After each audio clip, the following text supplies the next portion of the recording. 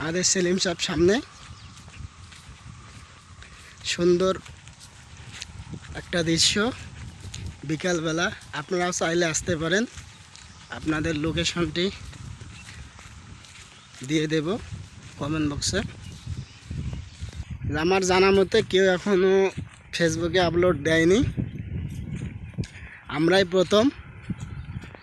আজকে পদ্মবিল দেখার জন্য যাচ্ছি, তো আপনারা দেখতে পারবেন। আর অল্প কিছুক্ষণের মধ্যে ধানবাড়ির মাল্লি দিয়ে খুব সাবধানে যাতায়াত করতে হবে, কারণ বৃষ্টি হয়েছে আজকে সকালবেলা থেকে। মোটর সাইকেল ওইখানে, এখান থেকে এতটুকু পথ হেঁটে আসলাম। একটু জাম গাছ, দুটা জাম গাছ দেখতে পারবেন। তারপরেই আমাদের কাঙ্ক্ষিত সেই পদ্মবিল। যাই হোক, আর অল্প কিছুক্ষণের মধ্যে আমরা পৌঁছে যাব পদ্মবিলে। এই দেখতেই পাচ্ছেন সামনে পদ্ম ফুল ছেড়ে নিয়ে গেছে। আমরা হতাশ, কারণ সামনে হচ্ছে পানি, এদিকেও পানি।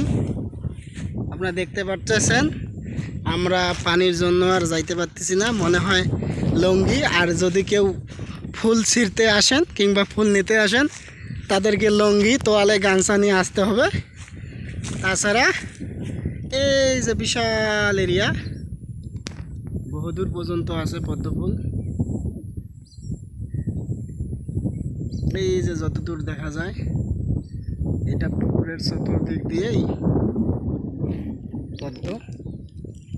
এই যে এদিকেও আছে।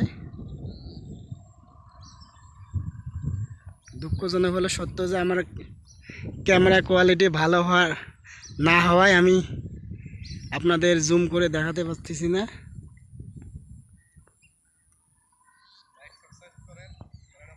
তো